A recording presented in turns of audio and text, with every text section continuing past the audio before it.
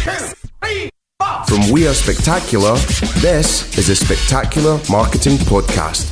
A podcast about everything brand, marketing, digital and social for the food, drink and hospitality industry and beyond. So it's the morning after the night before, and I'm not ashamed to tell you that I'm a little bit hungover, and I've had the most wonderful evening over in Shoreditch. And I was lucky enough to spend the night over in Dinerama, and it was just bouncing. So I don't know if you've been over there yet. I'm sure many of you have, but I can't recommend it enough. Just to see street traders in full flight. It was a Wednesday evening and it was absolutely rammed. Big bar selling everything from the smallest independent craft beers all the way to Fuller's Frontier, pint-sized cocktails, which were super fun. All the great things like Thunderbird chicken, White Men Can't Jerk, which was super fun as well, and pretty much the best chicken and pork yumplings that I've ever had, sitting in the most wonderful broth that you just couldn't help but drink down as well. So just a shout out to everyone at Dinerama. They were so kind and helpful and lovely, and the crowd were great, and everyone just talking to each other and having the best time. So thank you. Just brought me on to thinking about what's next for all those traders, and a couple of them that I bumped into as well had applied for, and also one of them had been on, £1 Million Menu.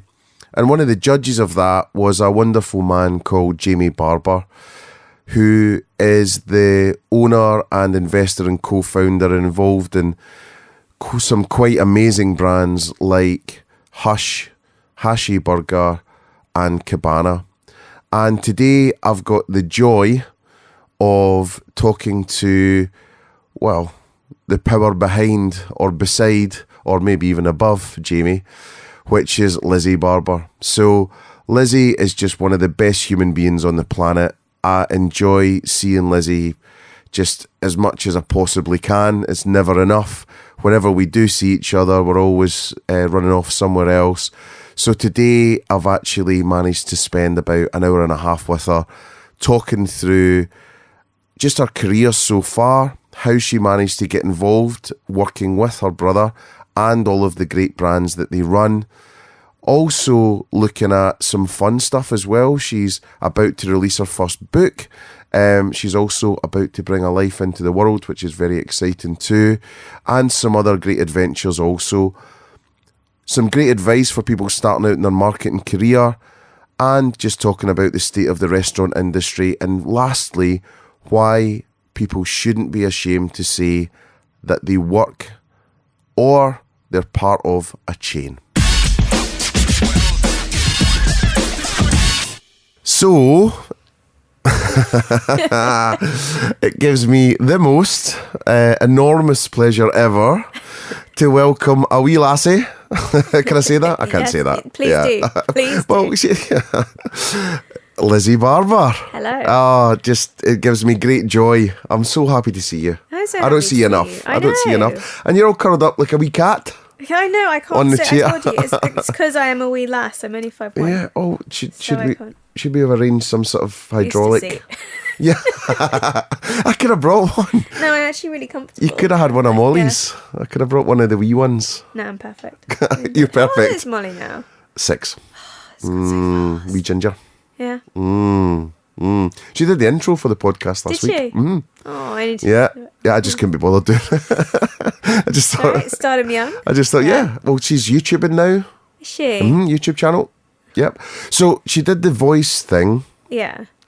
To record. Wasn't so good. Stammered, all that. No disrespect. She's doing very well.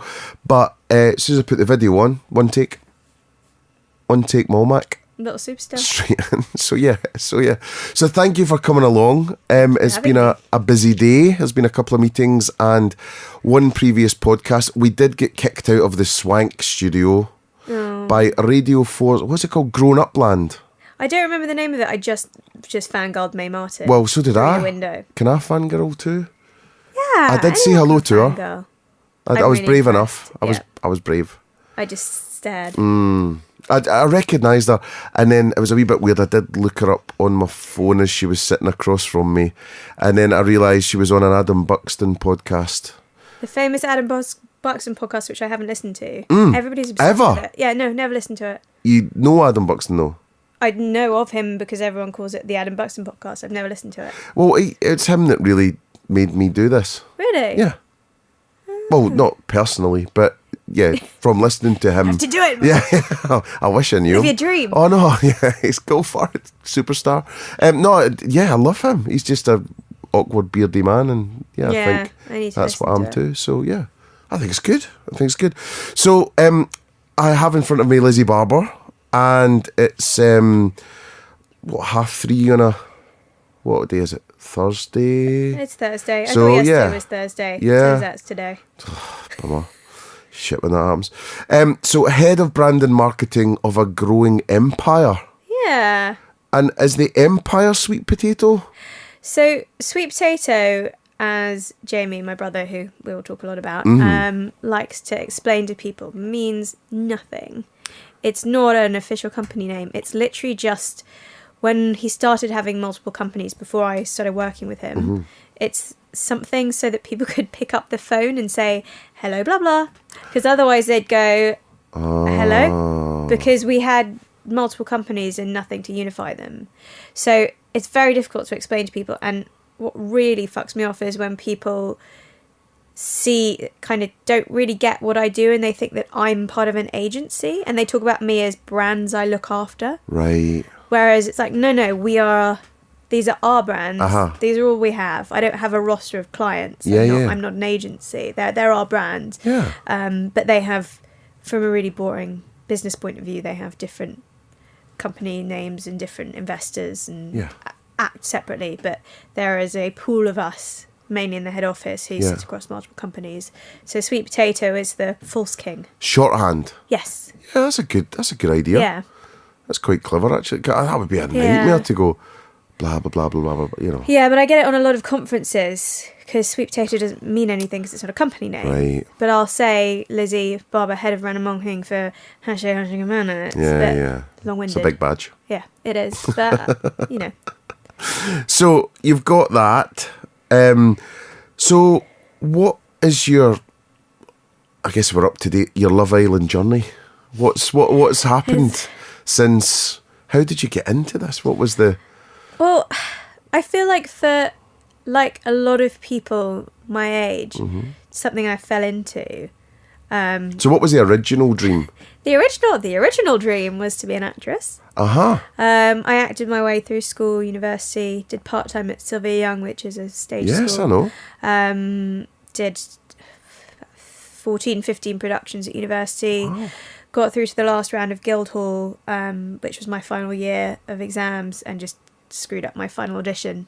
And then did a few things in London because I'm from London. Did a few things with a really great theatre production company called The Tower, including a really amazing production called Bubba Shakespeare, which is based on a Merchant Ivory film about Felicity Kendall's life.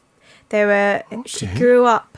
Her parents were Shakespearean actors in India, travelling Shakespearean actors, and they used to travel around the whole of India with their kind of ragtag band. That's a true... Yeah, this is a true story. Wow. And Merchant Ivory made a film about her life, kind of loosely based on her life, called Bubba Shakespeare. And it was adapted into a production, and we did it as part of an RSC festival, which was amazing because I got to do... It was at the Arcola in a purpose-built tent, and then we actually won this thing called the Open Stages competition, and we won the competition, which meant that I got to perform at the RSC in Stratford. Jeez. And so I was like, if I do nothing else, even if I was a working actor, I would possibly never have the opportunity to perform at the RSC. And that was kind of the pinnacle for me. And I did another production which just didn't measure up, and then life took over. I was like... there's no room for this anymore, which is sad. And I will always say that for some people it's their worst nightmare, but for me there is nothing like the thrill of waiting backstage, waiting to go on stage. It's just the buzz. Oh yeah, just love it. Yeah. So that was plan one. plan 2, when I graduated, was to work in film development, which is getting in scripts or books and developing them to be made into productions. And I'd been doing that a bit in my year out, and in university holidays, yada yada.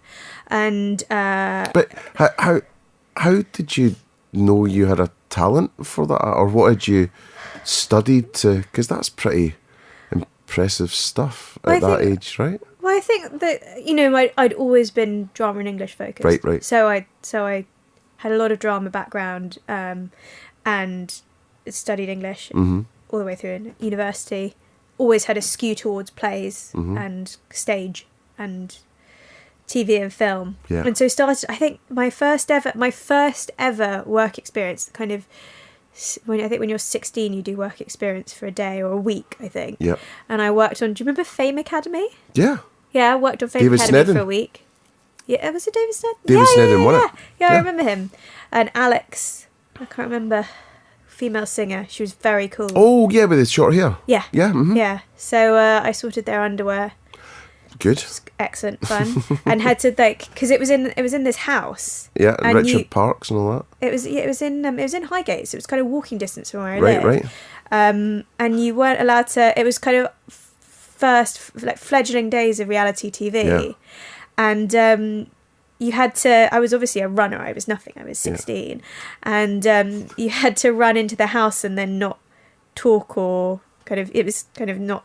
It's, As if you weren't there. Yeah, and they would all start talking to me, and I didn't know what to do as this kind of 16-year-old picking up their dirty laundry, running through the house. And I remember her talking to me in the bedroom and just not knowing what to do. So that was so I think from then I got a taste from it there, and then I worked for Working Title. Yeah. All internships, running kind of proper like dog's duties. Working Title, Yeah. I remember. So it's Working Title. The Richard Curtis. That's what I was going to say. Yeah, it's like Notting Hill and all that stuff. Yeah, isn't it? exactly. Yeah, all wow. of those. I was there when they were doing Atonement, and when Keira Knightley got the Oscar nom for Pride and Prejudice. It was all around that time. They were nice people, but I did have to spend a day going around Soho looking for mango-related products for one of the execs. That was fun. And then I worked for the Weinstein Company twice. I was very nearly Harvey's assistant. Ooh. Yep.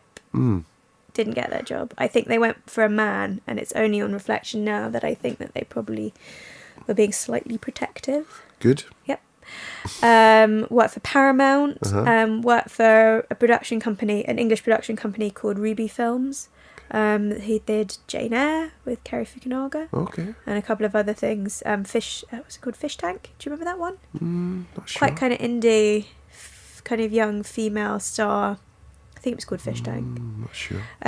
So I did all that. Yeah. I worked for Heyday, which I have to say were the most brilliant bunch of people. They were so inspiring and encouraging and enthusiastic, and so there were real sort of highs and lows of working for the industry, and that was a real high. Ruby was a real low, I can say that. But then 3 months at Paramount, internship came to an end. Remember, this is 2009, 2010, so height of the recession. Yeah. The industry was so stagnant. Nobody was moving up, so there was nowhere for me to go. Nobody wanted to pay me. I remember begging Paramount and saying, I'll be a reader, which is where you just read scripts and write reports on them for execs who can't be bothered to read the scripts themselves. There was nowhere for me to go. And coincidentally at that time, Jamie, my brother, who is a restaurateur, so I'll come on to him in a sec, but he lost his marketing manager, was about to open a new site, and said, can you step in? I was in between things. He said, until you get your next internship or job, can you step in and just cover? Because I'd done a bit of work for him when I was between things before and had got on really well with the team there. Yep. And then I just stayed like mold. Just grew on sweet potato. No, I think what happened, so Jamie is my older brother, 15-year age gap, but only two of us, full brother and sister. I'm a miracle. Well, it's your birthday next week. Yes. Which means you aren't a miracle. What? It means you like me and you're more Yeah. of a surprise. Yeah, we don't talk about this. We say miracle. I saw in the Independent today Yeah. midwives saying, "Stop having sex at Christmas, please, because it's Oh, is too that- busy." Right, okay. Thanks for that mental image. I'm going to go Sorry. pluck needles in my eyes. Thanks, sorry, Mark. I'm sorry. It's all right. My parents are divorced, so I I'm don't sorry. have I'm to picture sorry. Yeah, mine too. it. Thanks. I'm really sorry. That's what it is. Yeah. A surprise miracle. Yeah. So it's just A Christmas the two of us. miracle. A Yeah. Christmas miracle. A Yeah, Christmas yeah, miracle. yeah. Too You, much- me, and Jesus. Too much Baileys. Yeah.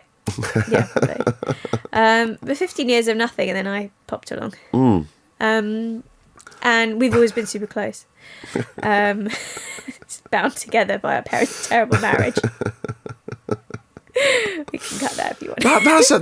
That's a big age gap. I mean, because Yeah. between me and my sister, we are 6, I think. Yeah. So that's 15's big. Is it just two of you? Yeah.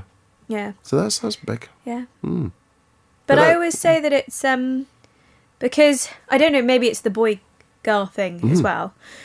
But I think because the age gap was so different, we were never kind of living in each other's space. Yeah. You know, he went to university when I was a toddler, Yeah. and he moved out after university. And so I was just this little thing that he came home and played with, and Yeah. he got me into, especially, I don't know, because I was a girl as well, he kind of provided me with my proper like 80s 90s like Education. Yeah, so yeah. like Gremlins, Bill and Ted, Hitchhiker's Guide to the Galaxy, Little Shop of Horrors, like that. He was like so fundamental in what I remember in my childhood, probably more so than my parents, because he was like my cool big brother. Yeah. Yeah. And we always say in the family, it's just so funny that we've ended up working together now. And I can't really, everyone always says kind of what's it like working for your brother, but I can't imagine not working for him now. Yeah. I think well, he's a very lovely man, I have Yeah. to say. But also, I think that distance is almost more of a paternal, uncly kind of relationship, rather than if it was too close, there's no competition there. Yeah, You know what I mean? Yeah, but also I think he actually, I got married 2 years ago, and he gave me away. And Hi, George. hi, George. We'll see. Yeah. Hello. I like seeing him on Instagram, and I think you're very cruel to him, by the way. I am so. Are you Yeah, joking? no. I am so nice to him. What? Because I abuse him on Instagram? Yeah. On his Instagram. Not on yours, I think. I don't think I follow him. Oh, okay. Yeah. Yeah. I think I think you could be kinder. Mark, cut this. Cut this all and replace it by you saying you're such a lovely wife. Was that because of the nose hairs?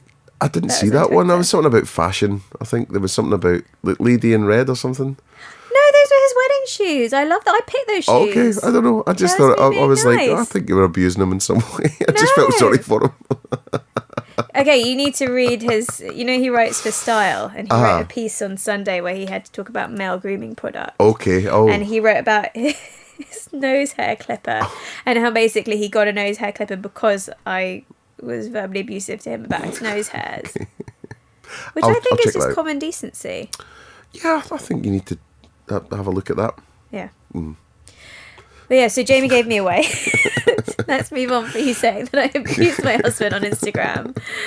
Jamie gave me away and did the speech. And one of the things that he said in the speech, which I hadn't really thought about before, which is really true, is that over the years that age gap is somehow truncated. And from being, you know, a child and an adult, we're both now adults. And we both kind of, I mean, we have kind of spookily similar opinions and especially senses of humour. We're the only people that each other know who just totally get each other.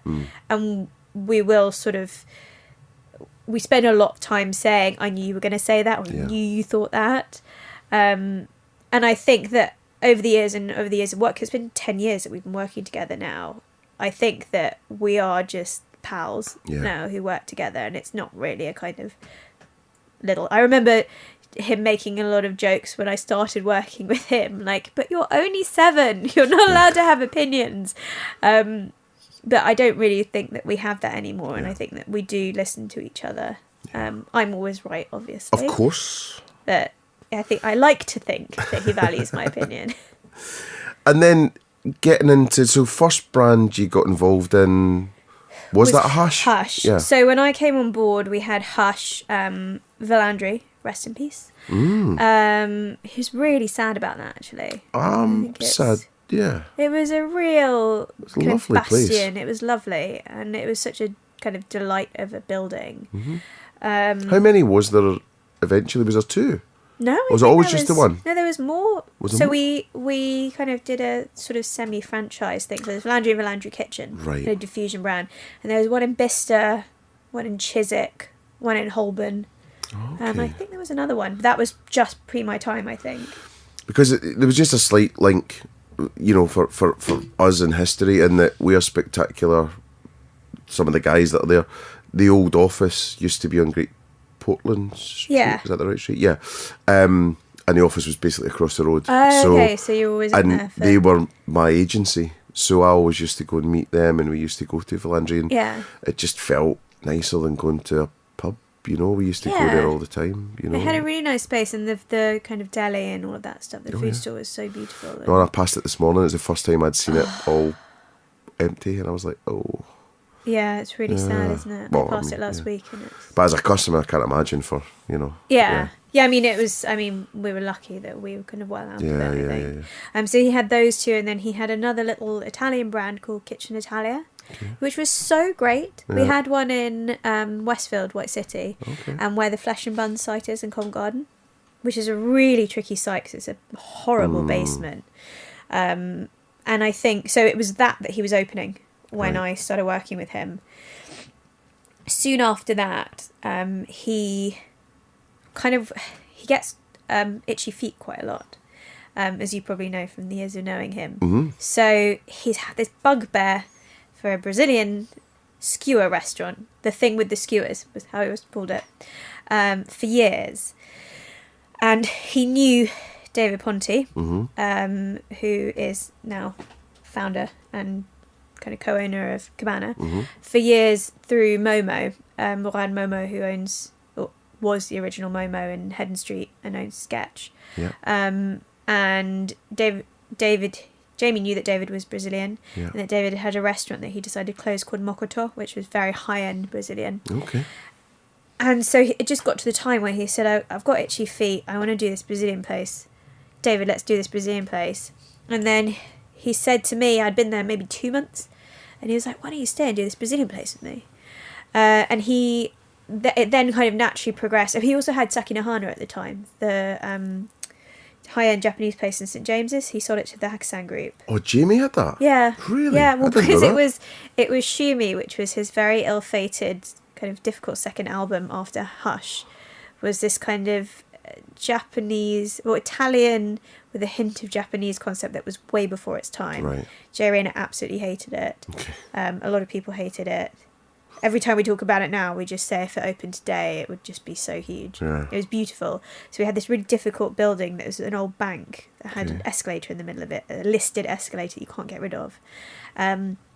We then turned that into Sakinahana with Alan Yao, and then sold it back to Hakusan. So he got rid of Sakinahana, got rid of Villandry, got rid of Kitchen Italia, brought in David. Yeah. And the two of them with me as sort of this fledgling third, early 20s, no idea what the fuck I was doing, kind of built Cabana together. And what year would this have been? 2011. We opened in November 2011, so it would have been like March 2011. Not crazy amounts of time ago, really. No. 7 years. It must be more than that, actually, because I've been working with him for 10 years, and my maths is bad. I never said But I your was good at English is maths. really yeah, good. my English makes up for my lack of maths. But around, so 2010 odd. But I mean, very quickly we kind of put this brand together. I always joke about the fact that we were kind of planning names and looking at names, and David wanted to call it Uba Tuba, which means many skewers in Portuguese, but I said to him, it sounds like a giant potato. It doesn't sound like the best name in the world. Nah. We hit on Cabana quite quickly, and it's one of those things. I don't know if it's like buying a house, or you must find this with the work that you do, where you hit on something and you know it's right. I think the added pressure with naming now is what sounds good, then what's free. Yeah. Socially. That's the added pressure now. God, yeah, it is difficult. Even with changing social handles now is a nightmare. So, your first stop is, what do we think's right? Second stop is getting onto name checker and going, because that's the difficult bit. And then you've got to make a decision. What's your sacrifice? But you really want a home run, because you want it to be, you want the .com, you want all, you don't want it to be Cabana UK, Cabana _ Anna. You want to, Well, we've got Cabana Brazil for ours, because it was the same thing. Cabana.com. There's no way we were going to be able to... Or at least if you can even have that, it's brilliant, But it's so... sometimes you're just like, you hit upon just a beauty, and then you're just like, oh man, So it can be tricky. Yeah. Can be tricky. Where was the first site? So we bullish, and again, this is my induction into the restaurant industry. We opened 2 sites within a week of each other. So we opened in the new Westfield Stratford. New at the time. And then in St Giles, which is the nearest one to That's here. right. Yeah. But it was one of those things, because I remember going to the pitch meetings with them, and we were offered Stratford and St Giles, and I just remember really distinctly being like, what are we going to do? Let's take both of them. And I was like, restaurant industry, this is great. These are hard-hitting decisions. We just opened 2 sites in a week of each other. Great start as well. Really sort of exciting project. And we've changed so much in those years. Concept, menu, what we're about, who we are. Everything has shifted so much over the years. But I think also, like, what's interesting is you'll have learned so much, because they're completely different trading platforms, trading places. Stratford's so different from St. So you're going to smarten up pretty quickly. Yeah. So if you don't do that, it would have taken you, that would have set you back quite a few years, being able to then make that move. And so it was probably quite a smart decision to just jump and do it. I think it was. And what's funny is with Stratford, it was such an unknown at the time. If you think that this was pre-Olympic Stadium and all of that, it just wasn't developed at all. And funny enough, we were going, God, Stratford, what are we doing? We don't know anything about Stratford. Has anybody kind of come to the shopping centre? And that has consistently been one of our best performing sites. Yeah. During the Olympics, it was just beautiful. Yeah. And it's still, I think we've had a really good team. One of the best things for me about the Stratford team, I'm sure he won't mind me saying this, is, back in the day, obviously, when we were a really kind of small dynamic team, I was involved with everything. My role has kind of slowly progressed, but I was there in the hiring, the kind of HR hiring sessions, running the workshops with the HR team, and a guy called Ale, I think I interviewed him, or he was one of our first interviewees. Didn't speak a word of English. Italian guy, lovely personality, got on the floor, and he's now the GM of Stratford. And he's kind of grown through the Cabana family. And I just heard the other day that he was getting his kind of UK citizenship this week. And so it's so nice to see this guy who arrived with nothing.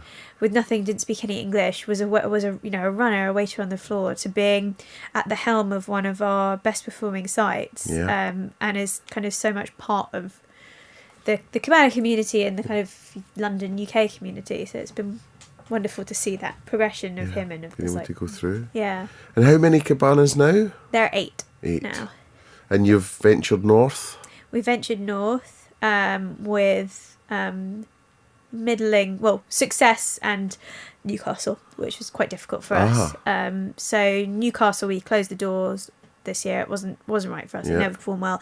Then we're in Leeds and Manchester, and we're also in Southampton. Cool. And it's different. You have to kind of put a different hat on, but Yeah. they've both been, all of them have been great sites for us. Great. Do you have any of the brands you look after? Are they in? They must be north as well. Oh yeah. I mean, so it's just different, you know. And I think it's more. It's so hard when you are at that under 20 units when you're trying to spread yourself geographically. That's tough because the ops, the logistics, the supply, the HR, the, you know, the marketing, you're just not quite, you know, you're stretching yourself, aren't you? And you're not a known entity, and, you know, so you're straddling between you being, you know, a known brand that everyone knows the deal and what it is, and, you know, and having the focus per site, as well as being an independent that's, you know, from that city, that which then people buy into and buy the story, and so it's you're kind of falling between two stools. It's really, really difficult. I think you know, it's sort of manageable London out to, you know, that radius that you're at, but then as soon as you start hitting the Glasgows and the Newcastles, you see, and all that, it's just that bit further that can be tricky, and also the trading patterns we're finding just so different as well. And having worked with a few of the more northern ones as well, like, people are, you know, Mickey Flanagan, ho, but people are out, you know. Yeah. Jesus. Friday, Saturday. And then it's during the week dead, whereas out in Shoreditch last night and Tuesday night, we are Thursday, aren't we? So Tuesday night and Wednesday night, I mean, people are just out every night, you know, it's just happening every night of the week, no problem, and people just dropping money like it doesn't matter. But, you know, we were out in Manchester, we were going around some of the Living Ventures sites, and oh man, I mean, it was like the catwalk, you know, people like you know, but it was a Thursday night. But, I was going to say but we're just going, wow. I mean, we just couldn't. There was footballers in, there was, you know, models. Then it was quite funny. We went upstairs to check out in Australasia, the bar in Australasia. Yeah. So we went upstairs, and so we were with Jeremy, who was on the programme with Jamie, and and there's just all these just women everywhere at this private bar thing. So me and Leo from Hospitality, we're walking around, we're going, it's just kind of odd, it's just like all women, and there was a lot of flesh on show, and we're kind of going, this is... Anyway, it was a cosmetic surgery sort of sales kind of conference type thing, and we were just like, so anyway, Leo was taking photos of the bar because we were, you know, sort of helping and some stuff. But this woman thought we were taking photos of them, so she came up. She's like, "If you want a photo, I can." And we're like, "We don't want a photo of you." She said she didn't want a photo. Yeah, no, she just wanted to pose. No, she was like, "If you want a photo, I'll stand." You know, and it wasn't. Are you taking a photo of me? It was like she was willing to have a photo. I was like, "We don't want a photo of you. We're trying to take a photo of the back bar." Yeah, could you just? We're trying to get the gin. So yeah, but that was quite odd. But it was a bit of a culture shock, a bit, because, and I think I've desensitised in that I'm firmly, my mind is quite now London and Brighton, that's where my head's at now, and I probably need to get out to the cities a bit more again, you know, to get my head into that space, like, you know, Glasgow and whatnot. I have to say, I think having worked with different centres, so we're in the RDO, the O2, both the Westfields. It's been really pleasant working with the Corn Exchange. They are really on the ball. They're one of the best centres that I've worked with. And it also is really different working with a centre that's primarily focused on restaurants. Everywhere else we are... Where was the Corn Exchange, sorry? The Corn Exchange is the development we're in Manchester. Oh, is it? Right, okay, right. Yeah, so it's this great... it's been loads of things over the years, apparently, that haven't worked. And it was kind of a weird shopping sort of thing. reboot. Yeah, it's a reboot, and it's been there. How long have we been there? Maybe 4 or 5 years now. Right. So it's us, Oaxaca, Banyan Tree, Cozy Club, Mowgli, which is a great Indian awesome brand. I saw her speak recently at the Propel conference. She was really impressive. Faux, I think maybe there was a bar in there that's closed. But it's just restaurants, and so they can be really focused on how they're targeting, how they're marketing. Whereas with the kind of fashion, retail, leisure brands, you get so much bump of stuff like it's Chinese New Year week. Can you do an offer? And you just think, this isn't relevant to me. Whereas I've loved being with part of the Corn Exchange because it's all relevant, and they do a lot of, and they do food safaris, and they've just done something with local bloggers for Christmas where they've taken them on a safari around to try the different Christmas offerings, and it's just so brilliant having that kind of targeted, focused restaurant marketing from a centre above, because I think it is really different. It's quite difficult being an independent on a high street, or even being a chain on a high street, because you don't have that crutch to hold you. Actually, I would say it's difficult with Haché, but actually that's kind of the strength of Haché, is that it's a neighbourhood brand. But with Cabana, I think we definitely noticed a difference with that brand, with neighbourhood sites versus retail sites, and having that support behind them. So let's talk about Haché then. Yeah. So what's the deal with that one? So Haché, having retained Hush and opened Cabana, there was a kind of lull period where then Jamie got itchy feet again. I was like, what do I feel like buying today? And I spoke about this at the Propel Marketing Conference at the beginning of the year. He said, I've bought a burger brand. And I was like, oh, that's great. Don't eat burgers. I was totally not interested in it, and saw the menu, and it was a bit old school GBK, kind of name a country and make a burger that's affiliated with that. Yeah. This was my first impression of Haché. I'd never been to one before. Kind of vaguely knew there was one in Camden because I lived in Islington. I grew up in Highgate, but was like, okay, well, it's just some like burger brand. And then so we bought that. It's not really what the world needs. No, it's not what the world needs. I was kind of like, Byron's already a bit overgrown. But then you start to look into the brand and what has legs in the brand. And the stuff I learned about it when we first sort of took it on. So it was very family oriented. So it was Berry and Susie were a kind of couple whose dream was to open this restaurant. It was started out life as a creperie. The creperie burnt down. And they opened their first site in Camden in this kind of dingy, on the site of this dingy, horrible place. They were inspired by trips that they'd gone to France. And so it had this kind of Parisian edge to it. And it was all around the hachéd, premium hachéd steak meat was their big thing with these burgers. So there was that angle, which I was really interested in.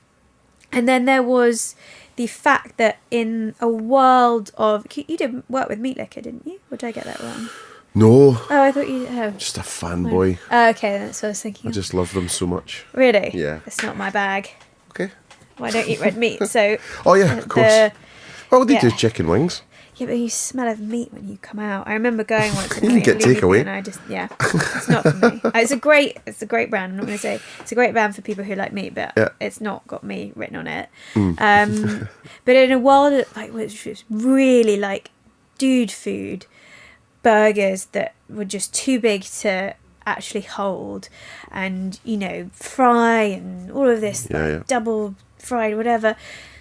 Haché was burgers that you eat with a knife and fork, and that was one of the first things I learned about it. One of the first things I loved about it. Actually, skipping forward a little bit, when we did a pop-up in Holborn, which then became a kind of fully fledged site, one of the kind of things that I put as a kind of fun activation was working with War Nails, a manicurist, to get people to have their nails done and then eat burgers, because the idea being that because we're kind of... You can eat your burger with a knife and fork. You can have a manicure, then have your burger. Nice. So there was that angle, and that led to the real kind of female-friendly side of things for me, which I just thought was such a huge opportunity for us.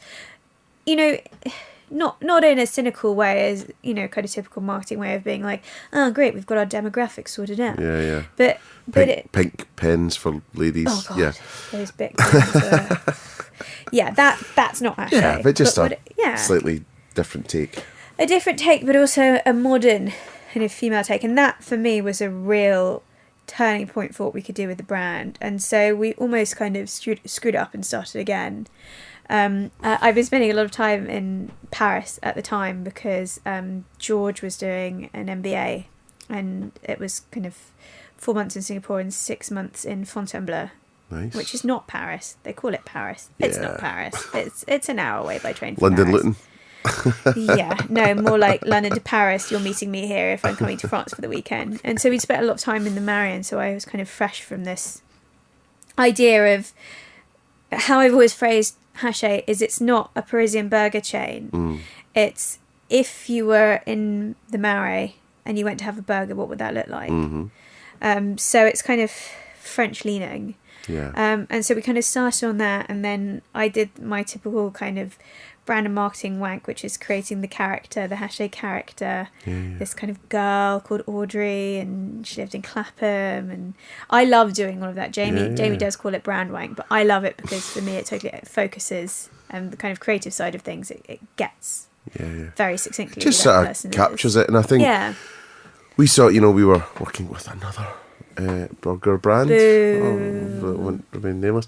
But we were out doing a bit of research, and we saw your poster at the bottom of the escalators, and we were like, fucking Lizzy. But we saw Audrey doing her thing. We're like, yeah, that's cool. And it was like, you bought that poster site, it's there, people will notice it, 1 in 10, 1 in 100 people will see it, and it'll keep being there, and it'll drip feed, and it'll get in, and it was funny, and it brightened up your thing, and it was the ooh la la. Yeah, am I right? Is that what I said? With the pink lips. Yeah, with the pink lips. Yeah, and you're just going, it's fun, it lifts your day, and and if you got that tube train every single day, you're going to remember it, And then what's your cool, like, you've got a cool, is it Burger Social? What's your... Burger Social, so that was it. one of the things that we, again, because it was Haché Burger Connoisseurs. And I said, bit much. Well, not being funny, but I've got an English degree from Cambridge, and I don't know how to spell connoisseurs without it being spell checked. It's just not, it's a very baggy word. And I think what we try to recreate with Burger Social, and where we're kind of moving the brand more and more to, particularly in Holborn, so if you go to the Holborn site, you'll see, is much it's the Holborn more one I was thinking of. Yeah. So it's a much more social space. We launched brunch, which, thinking of burger chains doing brunch, I know that people are doing them now, but when we did that a couple of years ago, it was like, why do you have burgers and brunch? It has the ability to do that because it's got this all-day flex, and having that kind of female-leaning spaces and kind of mentality let us do that. And then we're able to do things that get me really excited, which is the kind of female burger collaborations. I don't know if you know about those. No, tell us about that. So it was something we launched last June, as part of London Food Month. Jamie and I are both kind of friends, acquaintances, and super, super fans of Sabrina Gale. And we asked her to work with us on a couple of things, both for Hush and Haché as part of London Food Month, where we asked her to do a burger collaboration with us, and a pound would go to Action Against Hunger. And it was really successful. And so I said to the guys, as a female influenced burger brand, female chefs is such an important part, and such a kind of, well, at the time especially, such an undernourished part of the food community. What if we worked with female chefs and they created a burger collaboration, and as part of that we gave a pound donation to a charity of their choice, and we could really hero these amazing female chefs that there are in the industry at the moment. And it's just been such an exciting project to be a part of. So we worked with Sabrina, we worked with Olia Hercules, we worked with Zoe Adionia, who owns Zoe's Ghana Kitchen. Okay. She had a really successful cookbook. Her burger was one of the best burgers that we did. Benji from Bake Off. Her. She did an ice cream dessert burger for us over the summer. Brilliant. And then we've just launched a burger with Chantal Nicholson, who is the head chef of Treadwell's, and it's a vegan burger because she's just released a vegan cookbook called Planted. So we, the ability is, as a burger chain, to be working with, for me, somebody who's very involved in the kind of very sort of indie, from a kind of personal consumer point of view, very indie level of the industry, to be able to bring these kind of cool chefs into the brand has been really exciting. Superb. And then we did this International Women's Day event in Holborn which again was a kind of money raising, charity venture. We got just an amazing group of speakers. Selene Kayazim as a chef, Lulu Grimes, Frankie McCoy did the comparing, and a girl called Nikki Kopka who runs a charity called Mazzy Mouse, which is working with refugee and immigrant women, getting them into kitchens and having this panel of amazing speakers while they're eating Zoe's burger talking about women in hospitality. Yeah. It's just that for me is the stuff that gets me really excited, because it becomes and this is what I meant. I said in my said to you and Gabby yesterday, moving from being purely marketing focused to brand focus.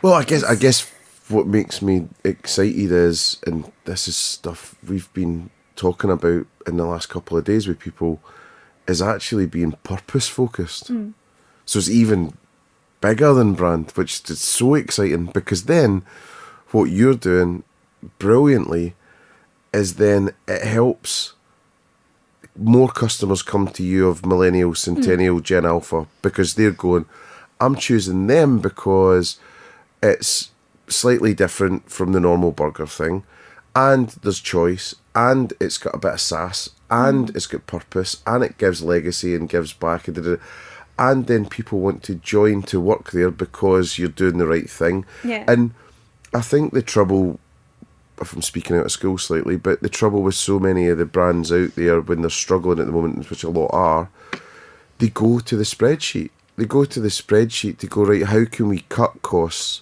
Where what you're doing is, you can't really measure that type of activity that you're doing. But you're doing it with heart, and you're doing it with kindness, and you're doing the right thing. And I'd choose doing that stuff than sticking a deal outside every time. the Hache every time. It's but brilliant. Also, I mean, I don't know whether you've found this in the way that marketing has changed for you over the years. One of the phrases that I keep coming back to with Haché, and it's actually a phrase that I learnt from writing, is show not tell. And so, you can put an A-board outside saying our burgers are great for women, but actually for me as a consumer, as a millennial, I don't want to be told that. I don't want to be dictated to. I want to see Haché working with cool female chefs. They appeal to me. And I think that's the same with a lot of marketing that we're seeing at the moment. I don't know if you felt the same, that actually, obviously, messaging and A-boards have their kind of, their place in marketing a restaurant. But it's one of the things I always come back to with Jamie and Ed, his business partner with Haché, is that you can't just rely on sticking some messaging out and expecting people to come in. You have to, I think that marketing is much more intrinsic now, and it's about signifiers. And we need to signal things for people to discover. We can't tell them. Yeah, because of the way social media, for example, works, and the sophistication of the consumer now. A deal's just, literal, and that's not what people are into now. They want much more than that. And however, to neatly segue into your third brand, which we haven't discussed, it was an A-board with a literal phrase on it that took me into Hush for one of the first times. Was it? Which said, the best burger in London. Yeah. Time out. Oh, back in the day. Back in the day. Yeah. And it was actually the one in St. Yeah, I was going to Paul's. say it must have been one of the. And we one of the went brasseries. into a Drake and Morgan first. The happenstance. And they were not very welcoming. And we left, me and my friend, and we went outside. It was just not that we weren't choosing, it was just the way we came in. And then we went outside, and then we saw this A-board, and it was all lit and nicely welcoming. And we said, can we get, and they were like, yeah, we'll keep the kitchen open. It was late. Yeah. And we had a fabulous time. Did you have it was a burger? good. Yeah, of course. But see, I don't know if that would work now. I think people are so cynical. Yeah. Yeah, it's funny because... As if it was quite a few years ago. But the world has changed so fast. I mean, we have this... At Hush, we've got this amazing courtyard. I'll kind of paraphrase very quickly because it's long-winded. We have this amazing courtyard.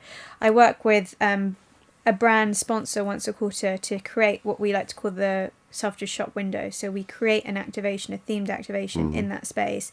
And we have this beautiful archway at the entrance of Hush. And that's kind of very organically become an Instagram moment for people. Because Before it's Instagram was around. And now we kind of purposely decorate the arch to make it look beautiful. And I was do you have a favourite one you've ever done?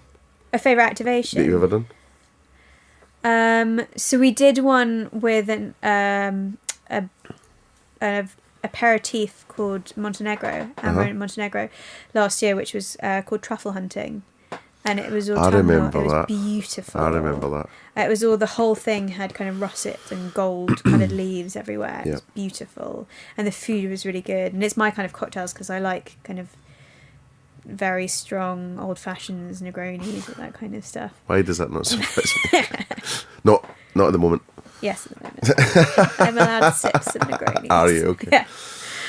But I was looking at so we've just launched and they're all from the depths of my brain, which is a scary and strange place to live in. Yeah. So they're never going to be, Christmas chalet or, fun in the sun. They're all kind of slightly left field. So at the moment we've just launched the Golden Era, with Brugal 1888, which is a rum, and it's kind of Pirates of the Caribbean, but autumnal because it's autumn. Of course it is. And so we've got this beautiful archway, and I was looking at the arch with our general manager, kind of ops general manager, everyone, and he said, I said we needed to get some signage up on there because we have something every time that says Hush presents the name of the activation and with the brand, because that's really important to the brand sponsor, obviously, for the Instagram moment. And he said, and we should have the hashtag on there as well, hashtag the Golden Era. And I said to him, no, you don't put the hashtag in the image, because I don't want to take a Instagram picture with a hashtag in the background, because everything about Instagram looks kind of organically curated, like you've just fallen upon it. And it's a bit like those kind of Kodak moment pictures where you don't want people to think that you've had the same idea as everybody else. You want people to think you've stumbled upon this. So again, the messaging is it has to be done more subtly now, I think. Well, it's funny, we were in a meeting today and we were talking about it, and it isn't take your picture here, it's almost like those Instagram frames you get to hold around you. That's not. It's the other way that I was talking about. One of the lanes, or North Lane, I'll get this wrong, streets in Brighton, which is Comedia, which has got the Wicked Witch's legs is hanging out of one of the comedy clubs. Like massive. I mean, they're 10 feet long, and you just see them, and that's just snap, snap, snap.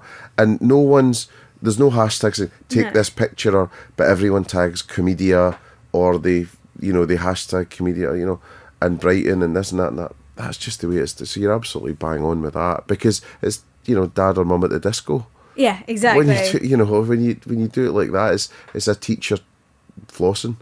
It's that sort of stuff. You're just like, come on. So that's not. And what else about Hush then? Because it's a beautiful place, and I've loved working with Hush. So that was my baby. So one of the things that I kind of came in to do, so I when I started working with them kind of before, when I was doing just a bit of kind of help here in the office, it was when Twitter first became a thing, and they were like, this Twitter is a thing. Can you please start an account for this Twitter thing? And so I started the social media for Hush. When I came and worked for Jamie kind of properly full time, my kind of brief was that it had opened in 1999, and everybody was in their 20s, and they'd grown up with the brand, and everybody who was in Hush was then in their mid-30s. And so my kind of approach was to how to kind of bring it back down and appeal to a younger generation of people. And one of the great things that Jamie has done with Hush, and one of the reasons that I think that it has the longevity it's had, is that every 5 years he kind of looks at it with fresh eyes and does a massive refurbishment of it, which sounds like a minor thing, but I don't know if you've been there recently. Not super, probably a couple of years ago now. So we refurbed last April. So maybe you would have been... Maybe. It's quite hard to describe it, but if you see it, it just looks beautiful. Right. And then on top of that, bringing in a lot of like new energy and a new innovation. So one of the things I launched was I looked at their offering for afternoon tea, and it said kind of 3 to 6 p.m. kippers on toast tea, and I was like, Jamie, why have you got kippers on toast as your afternoon tea? We've got an amazing bar team. Cocktails and afternoon tea are perfect. So then we launched what was originally, we worked with Hendrix for a bit, but we now launched our own, a gin and jam tea, which feels very fresh and very young. We're next to Claridge's. We're not trying to compete with Claridge's. We're not trying to do cakes and scones and finger sandwiches. We have all of that, but it's done in a very hush way. So they're all paired with our own gin brand that the guys have curated, and jams by this lady called Wendy Brandon, bespoke flavours for us, and it's all very hush. So that was one of the things that we did, the kind of bring in fresh life, bring in new people. Another one of the things I did was Classics in the Courtyard, which are these screenings that we do in the winter. That's right, yeah. And they're so magical and so speak to a much more experiential group of people. What was your latest one? We haven't started them. They're in the winter. Oh, I thought I saw you. Something was coming up though soon, or have I got it mixed up with something? That might have been the activations. What is planned? Have you announced what they're going to be? No, I can say. Oh, can you say? Yeah, so they're starting in November. So they've moved a lot as to how many we've done over the years. Now we're doing November, December, because I tell you something, people would watch Love Actually in December every night of the week if they wanted to.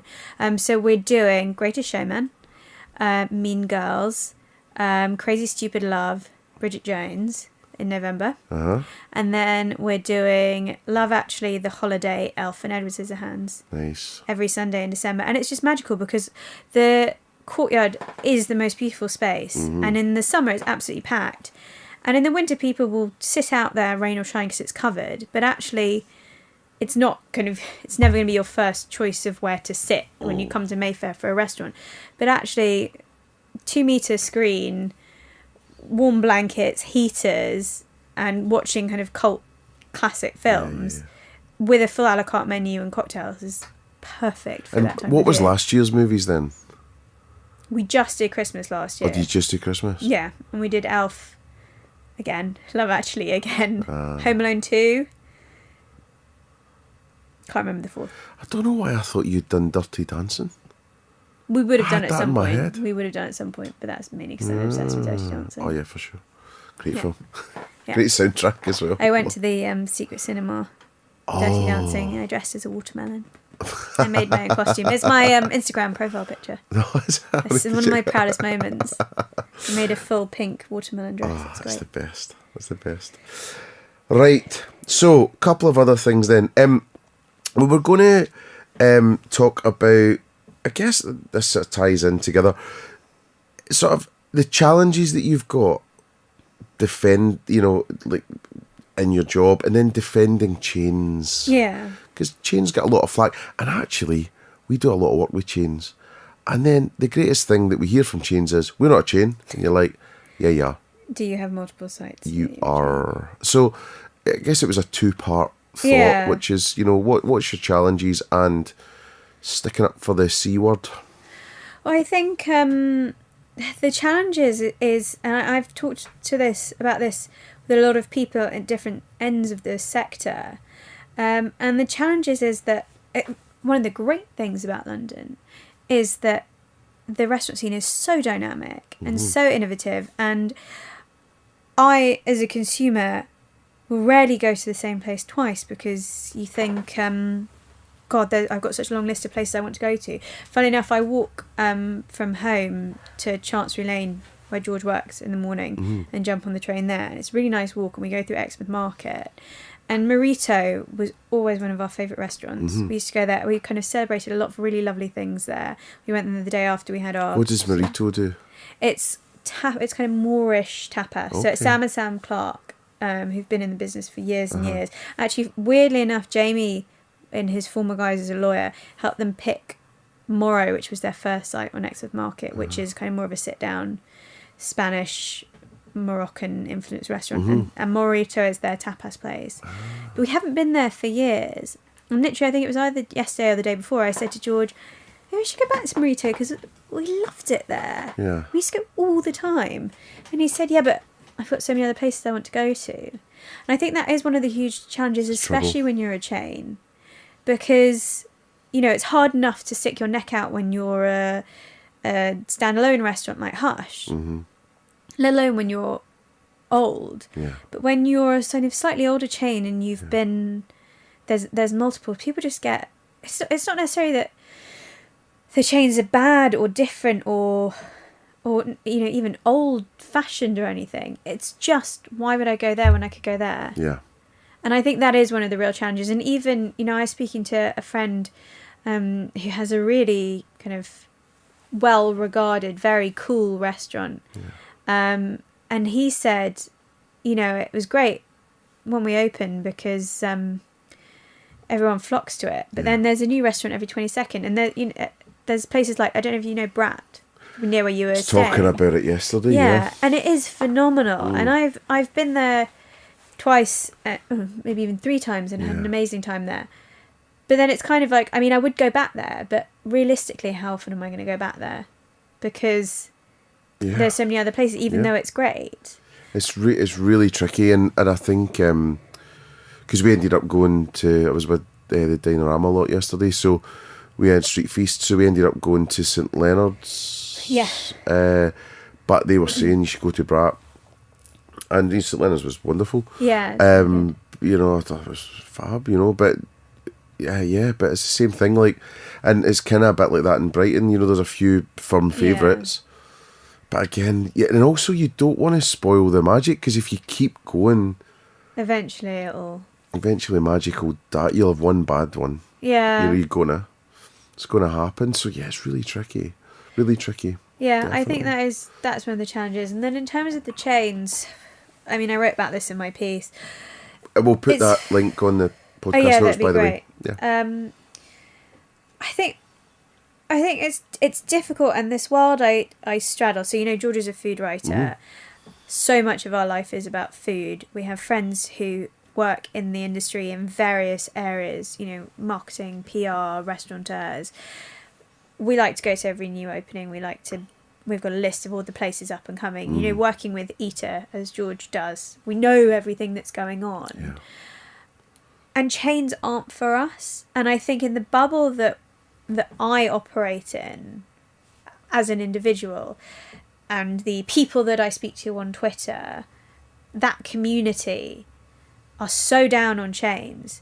But I think one of the things that angered me, and one of the reasons that I wrote that piece, was that it's kind of, I mean, it is snobbery. Total.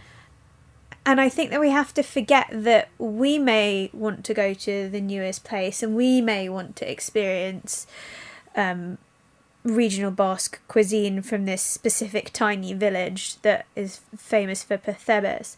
But the vast majority of people don't know what that stuff is and don't want it. And I think that there's a kind of poor old them mentality. But I also think you kind of forget when you're super interested in food that not everybody is interested in food, and that's fine.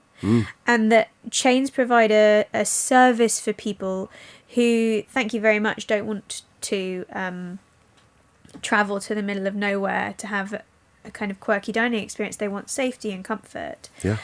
And so that's what angers me about the attitude towards chains.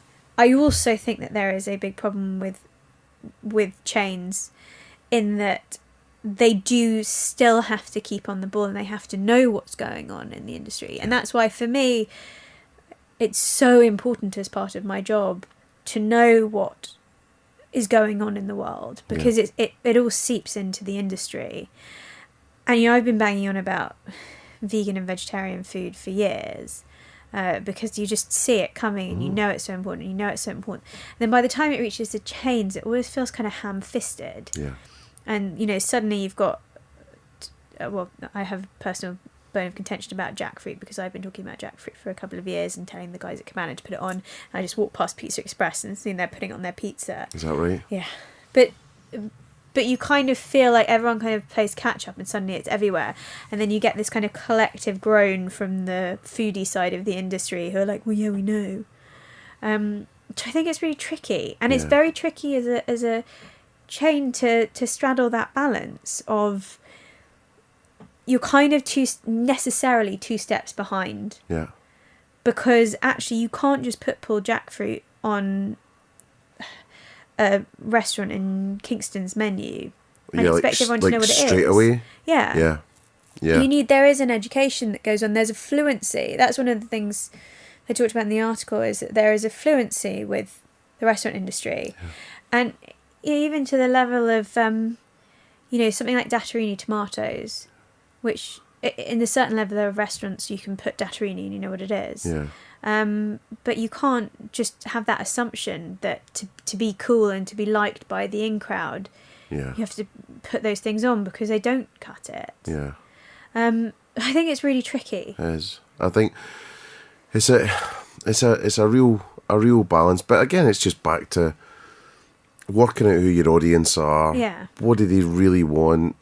And then trying to just be authentic and true to that. So, I think that labelling of stuff and not going above your station, I think,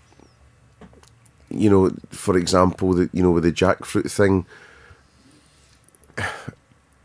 it's quite interesting. I mean, living down in Brighton, I mean, that is kind of just in pubs now. Yeah, but also and seitan and vegan stuff. Totally, it was the capital, right? Yeah. So that's kind of everywhere. So then if you live in that bubble, and then all of a sudden I go and visit my family in Glasgow or whatnot, or just south of, and then you go out, it's small things like you're even still getting plastic straws everywhere, right? And you're kind of like, what, So it's just the whole, and so it's just realising that, that everyone's at, so if you're running a national chain, everyone's at different speeds and different frequencies, and how do you manage that even? Because if you're Pizza Express, and so you possibly, that's not a national thing, that's only in certain, so it's hell of a and then your buying power goes, so does that make it more expensive? And it's a headache. Yeah, it's one of the things that we you put kind of restrictions of X, Y, and Z on things.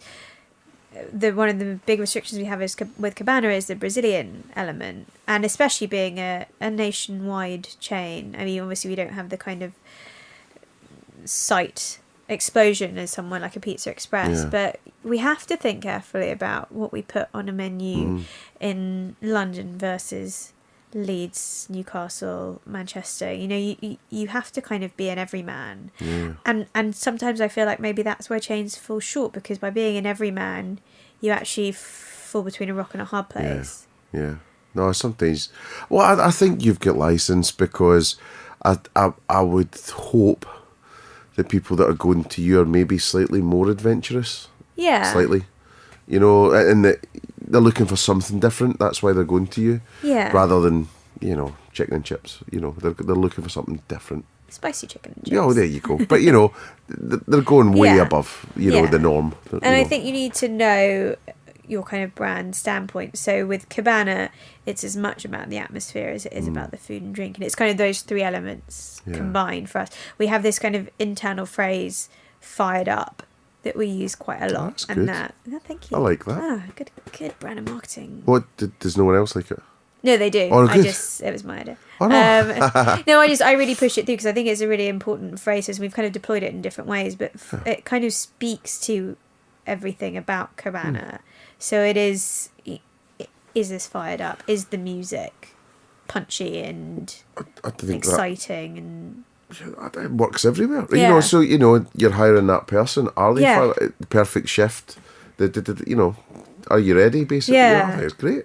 It works, and it's, so for Cabana, in terms of the teams, they have this thing that they've created called Showtime, which is kind of before every shift. They do a kind of little kind of pumping up exercise, and they all kind of shout Showtime, and they start doing videos of it, and little boomerangs. And I think that is very kind of intrinsic to the Cabana attitude. Now, so I think if you if you have those kind of, I mean, to get into kind of brand marketing speak, you know, those kind of brand pillars or kind of mission statement. Yeah. If you kind of just, you have to keep returning to those things. Otherwise, it's so easy to get dragged in a million different directions because you're so desperate to get a share of voice and to say, you know, for Cabana, it is really important to have vegan, gluten-free, vegetarian options, but also we are a Brazilian barbecue place, so we have to kind of remember that as well. So it's really difficult to kind of say, and we know how important all-day dining is, but we're not going to start doing. We had a conversation about afternoon tea the other day, and I was saying, you know, it's just kind of, you just almost have to just cut the noise and think, what are we about? What are we doing? What makes sense for this brand? Where do we because I double think down? you kind of have to, again, show not tell. You need to kind of show what your brand is for people to be able to get it, rather than diluting it and trying to just grab customers from everywhere. Yeah, I think it's, you know, everyone wants what they don't have. You know, if you're amazing at breakfast, you want lunchtime trade. If you're amazing at evenings, you want lunch. You know, it's just natural. And then, you know, everyone in the world wants to fill that afternoon spot. Yeah. But, you know, and it's just the nation's at work. Were you involved with the Itsu breakfast? No, I've never worked for Itsu. No. I did. Oh, because you worked for Yo. Oh, for Yo. Yeah. No, it's because with Yo, I called it. I saw it coming because they started doing coffee and giving out free bananas. And I was with Itsu, and I was like, they're going to do breakfast, aren't they? Yeah. But they gave up, and I was quite surprised because actually I feel like that's a brand where that could have worked. I'm sure it obviously didn't. They obviously proved it.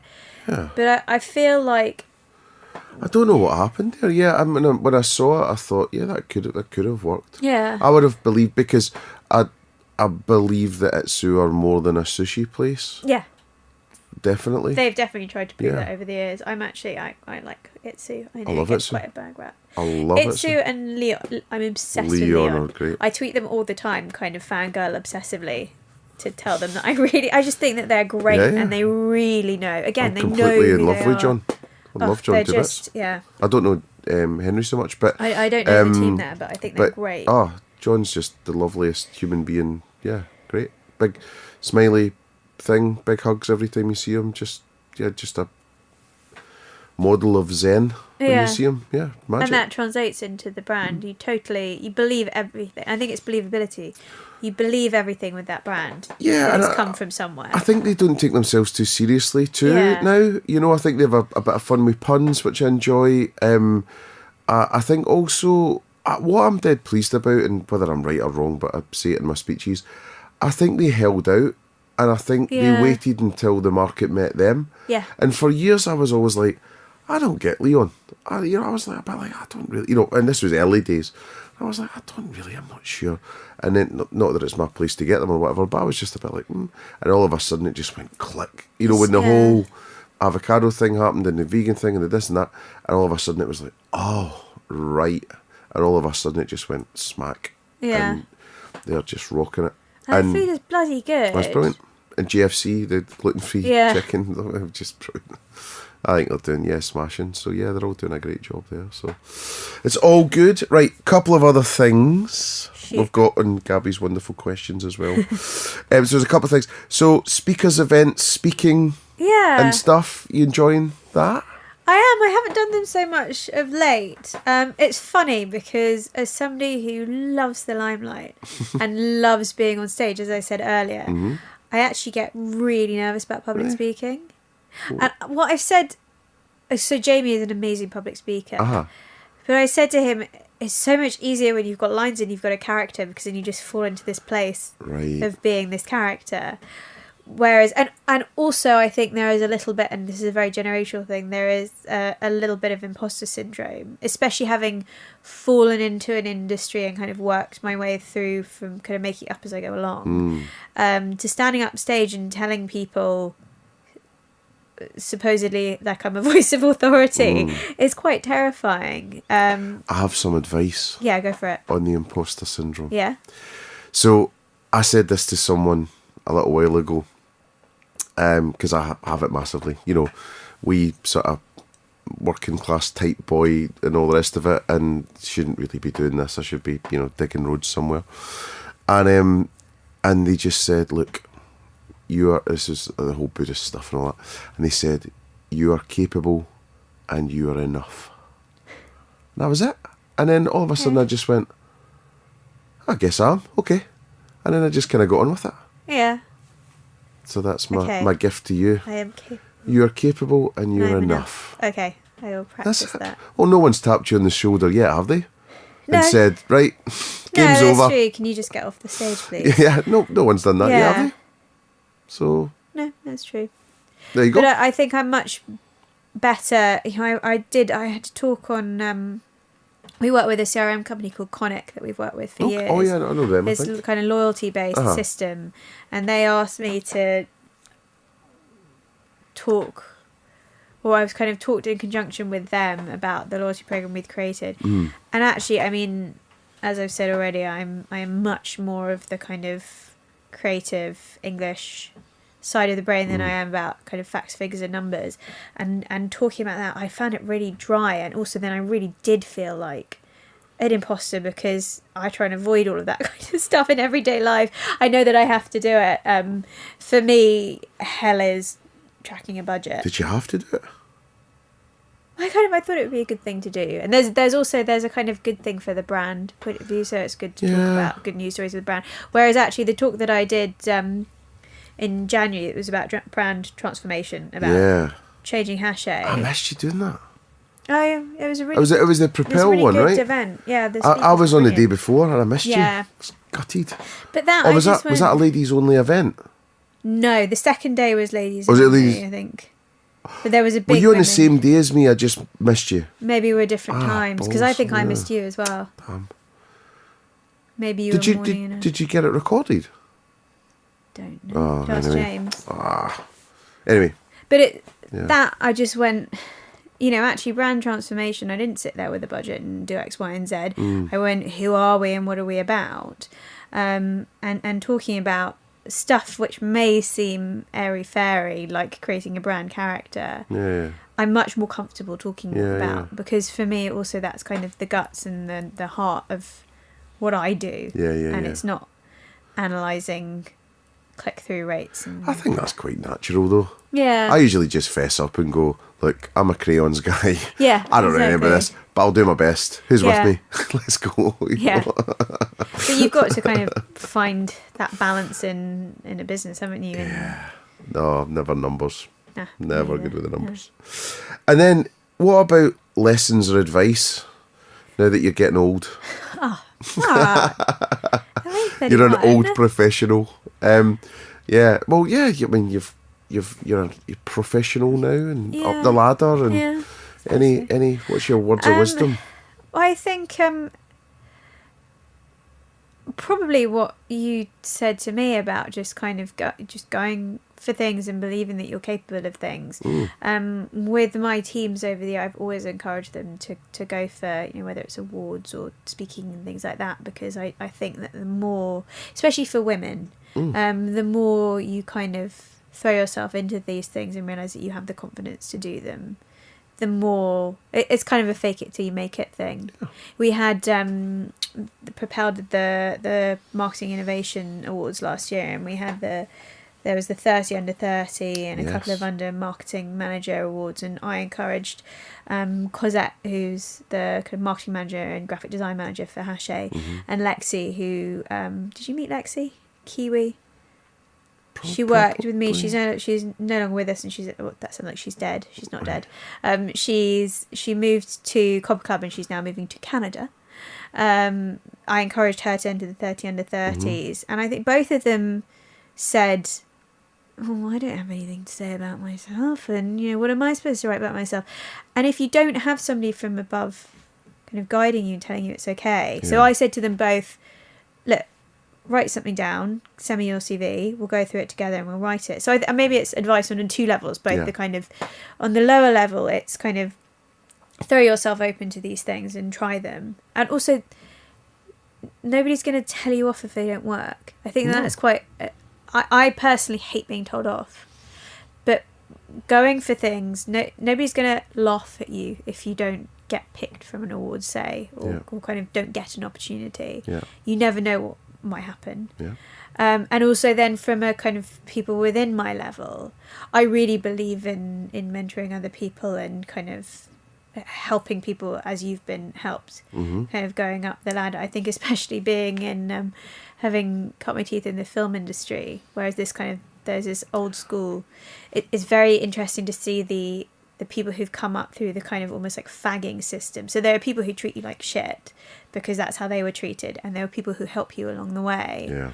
And I think if you're in a level of having had a longer career like I have, being able to help people who are coming up underneath you is, first of all, really rewarding. Yeah. And second of all, so important, and especially for women. I think that Anne Elliot has done a lot of that for the industry. Definitely. I think the way that she champions women in our industry has been such a kind of joy to be part of and to watch, and I think we need more of that. No, for sure. And I think, we've shouted out Anne quite a few times, actually, and, and certainly Anne's helped me personally too, so I've got a lot to thank her for.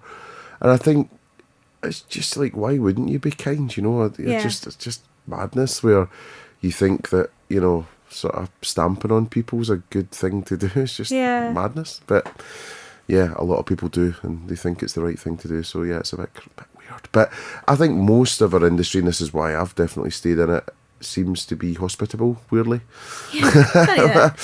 Which is a good thing. And people look out for you, and and people are always around to call in favours and help you when you need it. And so no, I think the nice thing, and this is in my world too, in the agency side, people seem to be very open to helping each other even when you're competing against each other. Yeah. Whether it's restaurants or agencies, or because everyone's a bit like, well, there's actually enough customers to go round, there's enough business to go round, there's enough suppliers to go round, there's enough, if you just work together, we can all benefit. I mean, that's actually is another kind of piece of advice I would say, is make friends in the industry, because I think especially for a marketeer, your teams, you and I have this conversation all the time, your teams are normally small, if a team at all, and not a team of one. And so you kind of feel like you're operating out of a vacuum. Yeah. And actually having a friend to say like, what do you know about this? Have you heard of this? Or are you guys doing vegan stuff? There's a real kind of sense of relief and kind of buoyancy where you kind of feel like you're not alone. And I think that's why I've always forced myself, not it's a forcing thing, but I've always made sure to try and go to as many industry events as I can, and meeting people. You suddenly start to see the same faces, or you have a chat with people. Or I've had people that you've met and then said, let's go for coffee, or let's go for a drink. And just keeping those connections within the industry, because it is a small industry and you do see people over and over again, is great for creating your own community. Yeah, the networking side of things is so powerful, because you just never know. But in both ways, when you can help someone, when they can help you, with that side of things. So I'm just thinking about time for your good self too. So a couple of last things. January. Yes. Busy much? I say a couple of things. Couple of things I'm knocking out. A couple of things you're knocking out. Okay. So my first baby. Your first baby. My first baby, which is a book. It is my first love. So I've got My Name is Anna coming out on January the 10th. I've just thought of a Cab Anna gag. Yeah. Did you think of that before? No. Have I spoiled it now? No, I'm just trying to think how I can work it in. Oh, sorry about that. Just getting free cabs from Cabana with go. My Name is Anna inside them. Done. So My Name is Anna? Yeah, My Name is Anna, my first book, which is a very not rapid departure literally, but very different kettle of fish to restaurants, but has been a bit of a whirlwind for me. So on the side of restaurants and acting. Can you say what it's about? Yeah, I can say what it's about. So it's a psychological thriller. It's a dual narrative. So it's about a girl called Anna who lives in Florida with a very kind of restrictive, God-fearing mother, and is slowly realising that she's not who she thinks she is. And it is about a girl called Rosie who is from London, who is living in the shadow of a sister who disappeared 15 years ago. If you can kind of see that where that's going. And it's the 15th anniversary of her sister's disappearance, and so the limelight kind of media circus is kind of back on for her family, and she has decided to try and find out what happened to her sister. Exciting. Is there an exact date? 10th of January. 10th of January. But it's on pre-order now on Amazon, and it's out on Kindle in November. So get your pre-orders in. What you can buy it on Kindle in first, November, in early? November. Yeah. Huh? Oh, cool. Yeah, I think they're doing that more and more now with books. So it was a bit of it all happening in one go. So I won a first novel competition last year, which included the representation with my agent, the lovely Luigi, and the publishing contract with Daily Mail Random House. So it kind of, whereas when you normally write a book, which I had been doing on a different project for years, and then you get to a stage where it's finished and you give it to an agent, and then you shop it around for ages and you might work on it, this thing kind of combusted and happened very quickly, and then what seemed at the time like years away is suddenly now in a few months. So how long did it take to write? But you know what, it was about 6 months. Wow. First draft. So I finished it at the end of September, and then there was a lot of editing. Amazing editor, who kind of pulled it apart, and we worked on some structural stuff, kind of got the plot really great, and that took till May, so another kind of 6 months of editing. And then from the end of May it's just been go on all the behind the scenes, and it's coming out in the US, in North America next summer, autumn. Nice. And hopefully see where it gets sent to next. International. Yeah. And second baby? The second baby is an actual baby. Actual baby. Yeah, probably now less work, probably fuck ton more work. So that is also due January, February, which is exciting, I guess. Yes. Wish you well. Yeah. Wish you all well with that. Yeah. Very exciting. Very exciting. It's going to be fed on a diet of anchovies and brat turbot and sips of Negroni. Oh yeah, George is actually, this is a true story, George has been tasked with packing a flask of Negroni in the hospital bag. Straight after. Yeah. Somebody said to me, I'll see if you really get around to doing that. I was like, I will do it. I'm on it. Yep, it's going to happen. I was out with someone yesterday, and he said they had oysters. Yeah, it was something like 11 hours after birth, just straight out. They were just straight on for oysters. I've like still straight been away. eating oysters. I'm the worst pregnant person for any restrictions. I've ignored every single one. Oh, we got this far without many. Well, exactly. You know. I take it all up with a pinch of salt. I also feel like working in the industry, I kind of know not to eat roadside oysters. I'm probably okay. Yeah, that's a good plan. Yeah. So last couple of things. Yep. Any differences marketing the book versus restaurants? Well, I think it's a lot more personal. Things like, I've changed my Twitter handle and Instagram handle, which was really sad because I was Eat, Cook, Do, and it was just me for so long. Can you change it back? I needed to. It was just a bit weird to put on book marketing stuff, Eat, Cook, Do. So I now buy Lizzy Barber. Lizzy with a Y, you can follow me. Barber is in cuts hair, not wellies. Good to point that out too. Yeah. So, it feels a lot more personal for me. I suppose because certainly with social marketing the restaurants, I've either been doing it standing behind a brand, so in the different brand channels, or referring to things from my own personal account about the restaurants. There's a kind of distance, whereas it feels very kind of exposing, suddenly being marketing yourself. So that's been a big change. Everything else, I'm just kind of, a lot of stuff with the book, I'm just following as it goes along. I think that, I suppose because you think as an author you'd be in control of everything, but that, especially being kind of remote, there's a whole different team. It's a machine. Yeah, so I think I'm kind of learning all of this stuff, but certainly for me, the marketing, I'm kind of probably more interested than an average writer in the marketing side of stuff, because they sent out these, I don't know if you saw the packs that I posted. Yes, that they sent yeah. I mean, just amazing marketing packs. And for me, that was super exciting because I'm all into kind of the world of stuff, and so to see the world, my little world that I've created in my head and on paper, to be kind of translated into ephemera was amazing for me, and I've had a lot of fun. We're going to be doing a drinks event with some people for the book, not a launch because it's before, and I'm already thinking like, what kind of cocktails and food can I create that are themed towards the food? So I think that there's still scope for putting my kind of translation of marketing in there. Yeah. But yeah, apart from that, I'm just along for the ride. Nice. Kind of watching and waiting. So, future stuff then. Yeah. What's some future thoughts about restaurant marketing next year? Where's it heading? I know you might need a little long weekend off to get yourself sorted after 24 Bubba. hours. But yeah, where's your head at? What are you going to be focusing on?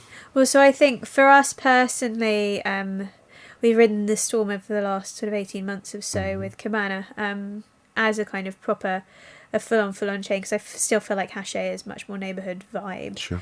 And I think that we have now finally seen the fruits of the work that we've put in place, and we're in a stable place now where we can start to really interrogate what Cabana is about. It's now a kind of mature brand, and I think that we need to not take our eye off the ball of how Cabana fits into what will be 2019.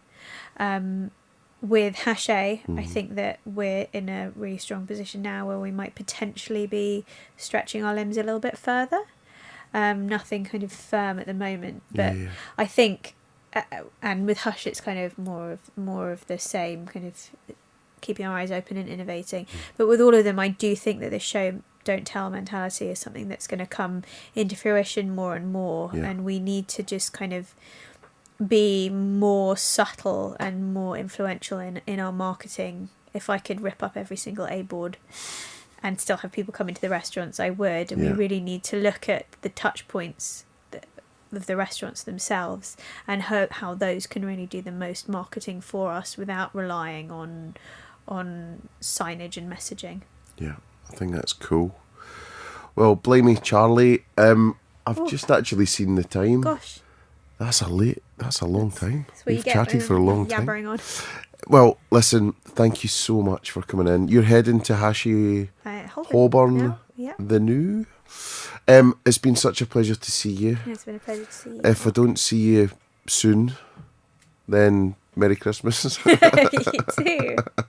and all that stuff. But yeah, thanks so much. There's so much packed into that and so much to talk about with your story so far and the brands and advice and future and all that stuff. So I hope everyone listening gets a lot out of it. I really did as well. So thank you. Learned a lot about you, which has been great. So yeah, thanks, Lizzy. Thank you, Mark. So if you've got this far, you probably deserve a medal. That was about an hour and a half of just sheer joy and greatness and wisdom coming from the most amazing Lizzy Barber. Thanks to Lizzy for coming in and just bearing with me for that epic podcast. It really didn't seem that length of time as we were talking away. Time flies, as they say. So huge thanks to Lizzy for giving up her time to chat through her journey, talk to us about her brands and the challenges that she has, and being really open and honest about that. And also all of the wonderful things that the future holds for her and George and the family as well. So that was getting super personal, but I think it's really good as well that we aren't all just colleagues, but you know, we care about each other in terms of family and friendships, and we're much more than people that all just work together. So I think that's rather nice too. Huge thank you as well to all of you that keep listening to the podcast, keep writing to us, keep supporting us. So thank you so much. We hit number 62 the other week on the iTunes chart. So please keep sharing with your friends. We really appreciate it. Thanks again to Gabby, Gaz and Mihal for all of their hard work in putting together the Spectacular Marketing Podcast every single week. I'm Mark McCulloch and this was spectacular.